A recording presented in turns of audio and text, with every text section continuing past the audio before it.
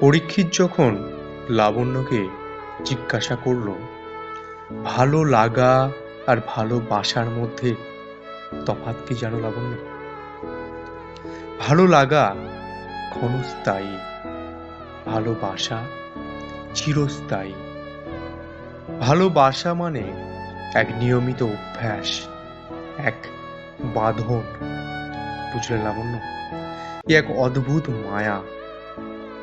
দেখছো বাইরে কেমন ঝড় উঠেছে, গাছের পাতাগুলো কেমন চঞ্চল ও উতলা হয়ে উঠেছে।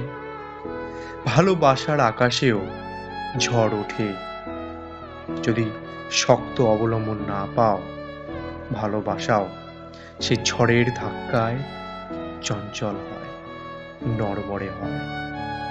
তখন মায়াই পারে অবলম্বন হয়ে উতলা ভালোবাসার তড়িকে অবিচলিত রাখতে।